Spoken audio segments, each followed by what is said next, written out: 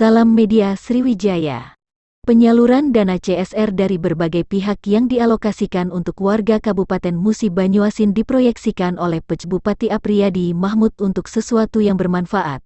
Hal ini ditegaskan Pj Bupati Apriyadi Mahmud saat menerima Direktur Utama Bank Sumsel Babel Ahmad Syamsuddin dan penyerahan simbolis CSR dari Bank Sumsel Babel kepada pemerintah Kabupaten Musi Banyuasin di Guest House Gria Bumi Serasan Sekate, Rabu, tanggal 28 Desember tahun 2022. Apriyadi mengatakan, membuat atau membangun sesuatu dari dana CSR harus tepat peruntukannya, kalau yang dibuat atau dibangun itu bermanfaatkan sangat positif, cetusnya. Sementara itu, Direktur Utama Bank Sumsel Babel Ahmad Syamsuddin menyebutkan pihaknya pada tahun 2022 ini menyalurkan CSR ke Kabupaten Muba sebesar Rp1.382.422.000 miliar.